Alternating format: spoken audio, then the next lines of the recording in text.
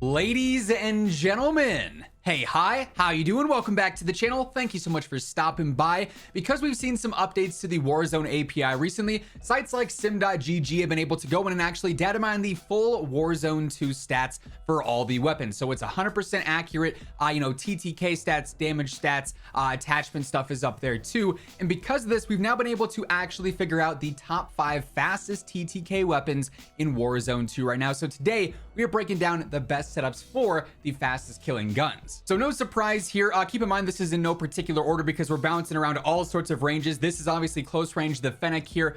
No surprises, like I said, this thing is a beast up close. It actually has a 730 millisecond TTK at 23 meters, which is surprisingly good for an SMG. And if you were to compare that to the other subs, you can see the Fennec is clearly the best up close, but also over the mid range as well. This thing's TTK actually carries on being really good for a sub over range. But like I said, we've got some mid range, we've got close range here, we got some long range ones. So these aren't in any particular order, but the Fennec in terms of that close range TTK, 23 meters is for those close range engagements, house to house, pushing into different rooms and stuff like that. This thing is a go-to choice for those CQB areas. Setup here has not really changed too much lately, though. We are still running the rubber grip. This is going to be for that better sprint to fire and ADS, so you can play even more aggressive. And I tuned this to help out some with the recoil and sort of counteract that negative con there of losing that recoil control. Then also that better sprint to fire as well, so you can play nice and fast.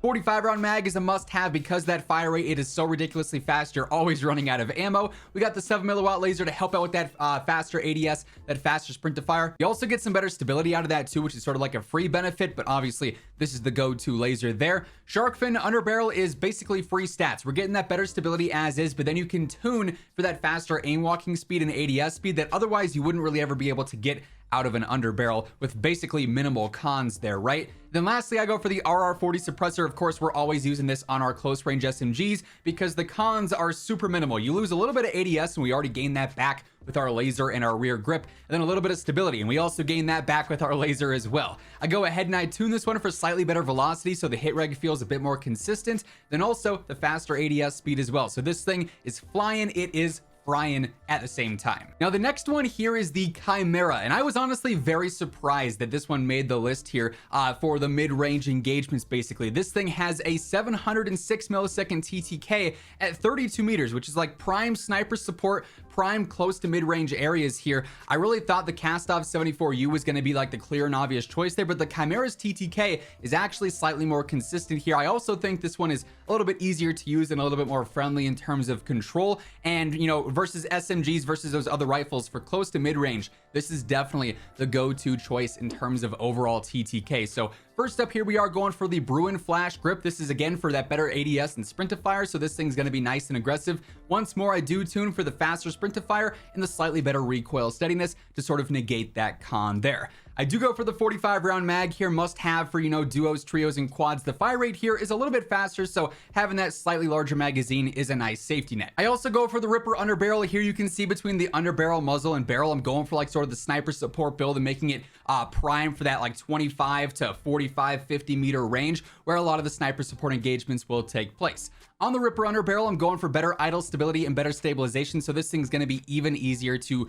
consistently land shots on target with. The Custovia DX90 suppressor, of course, is the go-to for the better control, the better velocity on there as well.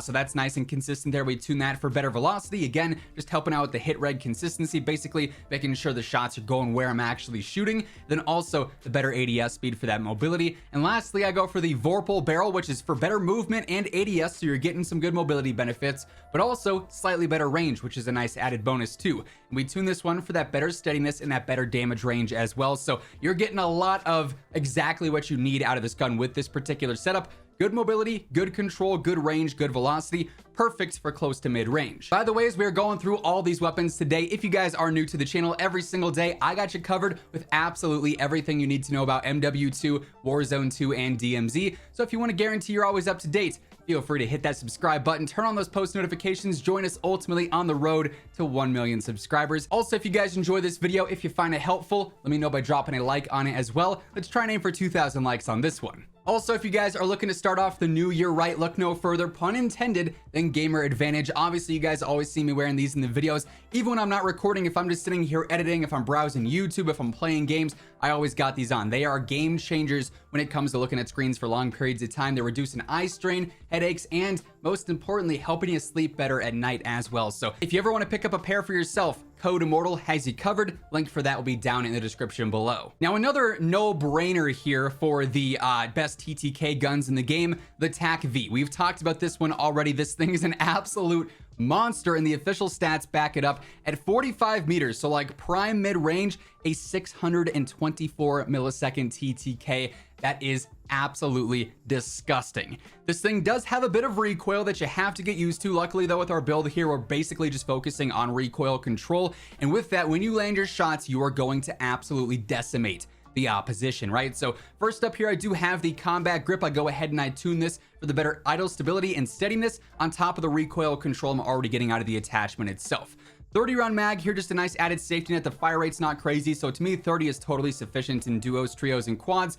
20 though, the base magazine, you're kind of pushing it there, so that's a nice bonus there. We've got the AIM-OP V4 optic, no surprises here. Tuned for that furthest eye position, that slightly faster ADS. If you like the Schlager 3.4 times, if you like the VLK 4 times, if you want to run a blue dot, all of those are perfectly acceptable as well. Use whatever optic you are the most comfortable with, as always. Once more, we do have the Ripper underbarrel here for that better stabilization. We're tuned in for even better stabilization, and again, slightly better idle stability. And lastly, we got the GOAT, the Custovia DX90 for that better velocity, and then also that better aim down sight speed as well, on top of the better velocity and control we're already getting out of the suppressor itself. So really consistent, really reliable mid-range option here. Another one that I'm sure you guys expected to be on this list, but we now have it officially confirmed, the RAAL. When it comes to long range, just like in multiplayer, this thing is unmatched. You've heard the other TTK stats for close range, for mid range. How about at 80 meters?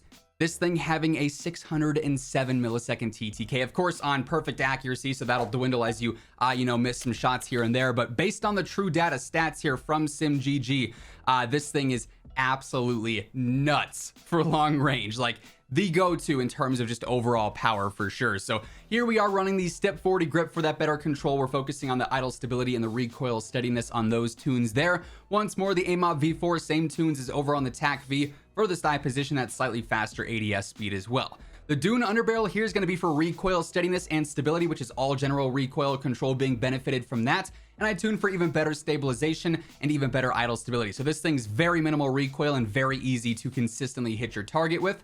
We got the Nil Sound 90 suppressor on here, better range, better velocity, better pizza Papa John's. We got that better velocity and that better ADS speed on the tunes for this one. Then lastly, the Rhino barrel is definitely the go-to in terms of getting that better velocity and even better control out of this too. So this thing is going to be very low recoil, minimal recoil, basically because of these attachments, and its power, as mentioned, is utterly insane. And then lastly, here we have the RPK. We've all sort of assumed this is the go-to most consistent gun in the game, and the actual TTK stats back it up here. Not only is this low recoil, great for, damage per mag, great range as well, but it has a 725 millisecond TTK at 80 meters. So it's not going to be as powerful as the RAAL is at that range, but it's going to be a lot more aggressive. So for some of the mid-range, you can actually run around with this thing and not feel like you weigh 2,000 pounds, which is obviously nice to have. It's just a bit more versatile.